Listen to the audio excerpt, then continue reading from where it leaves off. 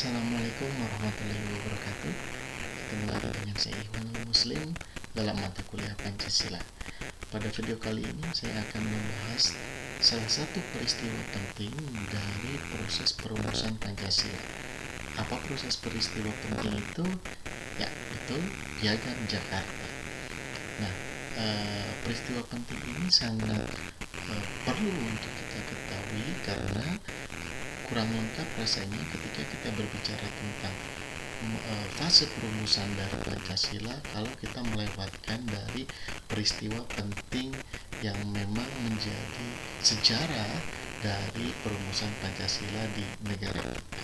Oke, kita langsung saja lihat bagaimana sebenarnya atau apa itu Piagam Jakarta yang menjadi salah satu peristiwa penting dalam proses perumusan Pancasila. Oke. Pada masa jeda sidang, Soekarno mengambil inisiatif informal. Ia membentuk panitia kecil, tidak resmi yang beranggotakan 9 orang. Jadi kita tahu bahwa pada mulanya sidang BPUPKI itu dimulai pada tanggal 29 Mei. Pada video sebelumnya saya sudah bahas itu, di mana diketuai oleh Dr. Regiman. Dan pada 1 Juni itu ada pidato Soekarno yang kemudian mulai merumuskan, mulai membentuk apa itu dasar negara yang kemudian disebut dengan Pancasila. Nah, di sela-sela itu ada istilahnya masa jeda sidang. Nah, masa jeda sidang ini digunakan oleh Soekarno untuk membentuk panitia kecil yang tidak resmi. Kenapa tidak resmi? Karena sebenarnya agenda ini tidak ada dalam agenda pembahasan sidang yang memang sudah menjadi agenda dari BPUPKI. Jadi seolah-olah Soekarno mengumpulkan 9 orang termasuk dirinya untuk membahas sesuatu yang memang menurut Soekarno ketika itu penting untuk didiskusikan. Siapa saja 9 orang itu? Kita lihat. Yang pertama ada Soekarno, ada Muhammad Hatta, Muhammad Yamin, A.A. Maramis, Subarjo, Kiai Haji Wahid Hashim, Kiai Haji Muzakir, Haji Agus Salim, dan juga Abi Kusno Cokrosuyoso. Nah, ini ada 9 orang: Soekarno, Muhammad Hatta, Yamin, Maramis, Subarjo, Wahid Hashim, Kiai Muzakir, Agus Salim, dan Abi Kusno. Jadi 9 itu termasuk Soekarno. Nah, saya sengaja membuat ini berbeda. Ada orang-orang yang namanya saya berikan warna merah dan juga warna hitam. Apa itu maksudnya? Maksudnya adalah berdasarkan literatur yang ada, kedua 9 orang ini bisa dikelompokkan menjadi 2 kelompok. Yang pertama kelompok nasionalis, di mana yang saya tulis warna merah itu diindikasikan sebagai kelompok nasionalis. Lalu yang warna hitam, orang-orang yang warna hitam ada 4 orang itu diindikasikan sebagai orang-orang yang mewakili dari kaum religius, jadi para alim ulama, kurang lebih seperti Wahid Hashim, Harun Muzakir, Agus Salim, dan Abi Kusno Cokrosuyoso. Jadi kaum nasionalis dan kaum agamawan, kurang lebih seperti itu, dikumpulkan oleh Soekarno untuk membahas apa? Untuk membahas rancangan pembukaan Undang-Undang Dasar Negara yang di dalamnya termuat dasar negara. Jadi setelah pada fase perumusan itu sudah mulai terbentuk apa yang disebut dengan dasar negara, kemudian Soekarno berpikir sepertinya perlu ada yang namanya pembukaan Undang-Undang Dasar. Jadi pembukaan Undang-Undang Dasar Republik Indonesia yang di dalamnya memuat dasar negara. Jadi, nah karena memang di proses sidang itu tidak secara eksplisit tidak ada agenda untuk membahas tentang rancangan pembukaan Undang-Undang Dasar. Nah, makanya Soekarno membentuklah tim 9 ini yang kemudian disebut dengan Panitia 9. Gitu.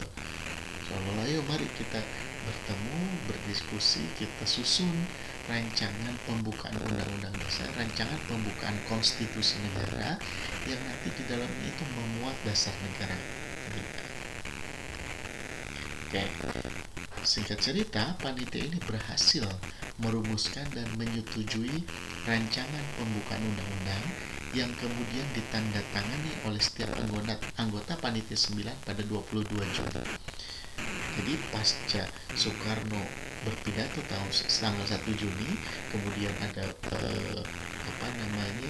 tokoh-tokoh lain yang berpidato. Setelah itu ada masa jeda sidang yang kemudian digunakan oleh Soekarno untuk mengumpulkan ke-8 orang, 9 termasuk dirinya, untuk merumuskan pembukaan dari Undang-Undang Dasar yang di dalamnya harus memuat dasar negara. Dan kemudian singkat cerita pada tanggal 22 Juni sudah jadi redaksi dari pembukaan Undang-Undang Dasar itu. Nah, oleh Soekarno, rancangan pembukaan Undang-Undang Dasar ini diberi nama Muqaddimah atau pembukaan ya dalam bahasa Indonesia. Lalu oleh M. Yamin dinamakan Piagam Jakarta. Jadi M. Yamin menyampaikan bahwa inilah yang disebut dengan Piagam Jakarta. Dan oleh Sukiman Wirosanjoyo disebut sebagai Gentleman's Agreement.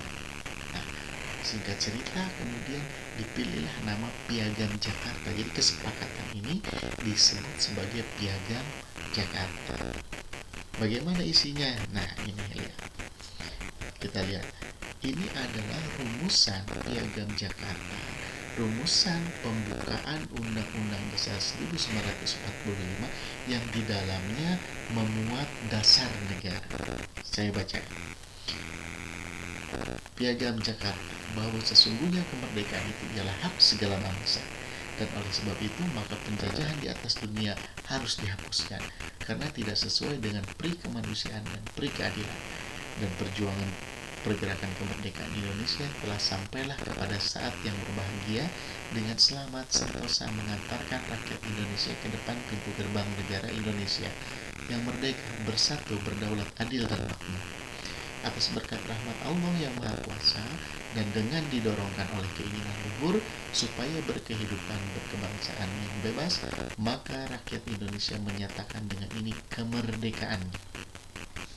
Kemudian daripada itu, untuk membentuk suatu pemerintahan negara Indonesia merdeka yang melindungi segenap bangsa Indonesia dan seluruh tumpah darah Indonesia, dan untuk memajukan kesejahteraan umum, mencerdaskan kehidupan bangsa, dan ikut melaksanakan ketertiban dunia yang berdasarkan kemerdekaan, perdamaian abadi, dan keadaan sosial, maka disusunlah Negara Republik Indonesia yang berkedaulatan rakyat dengan berdasarkan pada ketuhanan, dengan kewajiban menjalankan syariat Islam bagi pemeluk-pemeluknya menurut dasar kemanusiaan yang adil dan beradab, persatuan Indonesia, dan kerakyatan yang dipimpin oleh hikmat kebijaksanaan dalam permusyawaratan perwakilan, serta dengan mewujudkan suatu keadilan sosial bagi seluruh rakyat Indonesia.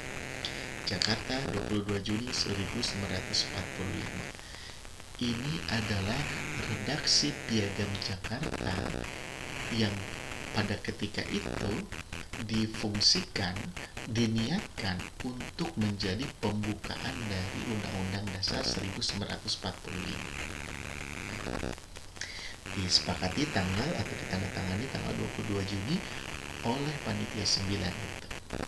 Nah, rekan-rekan sekalian, kalau teman-teman tadi memperhatikan, sepertinya ada yang berbeda redaksi pembukaan Undang-Undang Dasar ini dengan redaksi pembukaan Undang-Undang Dasar yang kita ketahui hari ini. Apa yang berbeda? Ya, betul. Dalam kata yang pertama, yang landasan negaranya, ketuhanan dengan kewajiban menjalankan syariat Islam bagi pemeluk-pemeluk.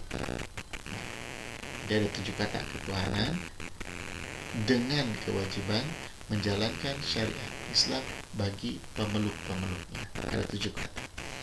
Nah, kalau saat ini bagaimana? Saat ini kita ketahui ketuhanan dengan ketuhanan yang Maha Esa, kan seperti itu. Itu berbeda. Nah, bagaimana Kenapa ini bisa berbeda? Ya, kita lihat. Nah, ada 7 kata yang menjadi polemik dalam sidang ketika itu. Hasil rumusan Piagam Jakarta itu mendapat respon yang tajam dari Latuh Harhari, salah satu tokoh dari kawasan timur Indonesia. Dia menyatakan keberatan atas pencantuman 7 kata ini. Apa 7 kata?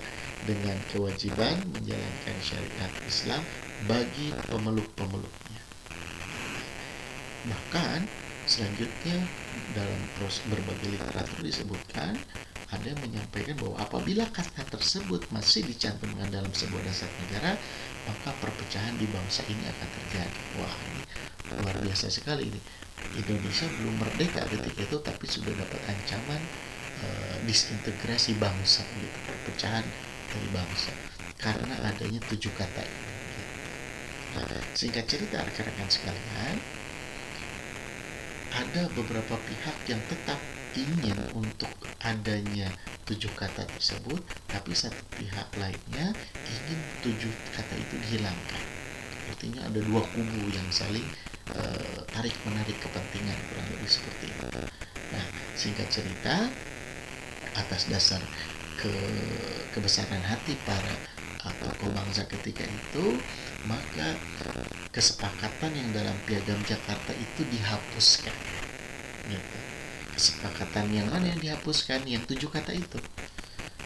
Nah, dihapuskan dan dirubahlah, gitu. Yang kemudian itulah menjadi hasil kesepakatan para pendiri bangsa. Nah, inilah peristiwa penting rekan-rekan sekalian, di mana pada tanggal 22 Juni 1945 telah ada yang namanya kesepakatan, yang dimana kesepakatan itu kemudian menjadi pembukaan dari Undang-Undang Dasar 1945, yang di dalamnya, dalam pembukaan itu terdapat memuat dasar negara. Nah, singkat cerita, setelah fase itu, maka pada tanggal 18 Agustus 1945, PPKI memilih Soekarno dan Muhammad Hatta sebagai Presiden dan Wakil Presiden Republik Indonesia. Pada saat yang sama itu pula lah PPKI menyetujui naskah Piagam Jakarta sebagai pembukaan Undang-Undang 1945 kecuali 7 kata tadi. Nah, itulah peristiwa penting dalam proses perumusan Pancasila. Sehingga kurang lengkap rasanya kalau teman-teman tidak mengetahui peristiwa penting ini seperti itu. Jadi sejarahnya. Oke. Itu saja mungkin yang dapat saya sampaikan dalam video ini. Mudah-mudahan dapat dipahami. Kita ketemu lagi di video selanjutnya. Terima kasih. Jangan lupa klik like dan subscribe video saya. Assalamualaikum warahmatullahi wabarakatuh.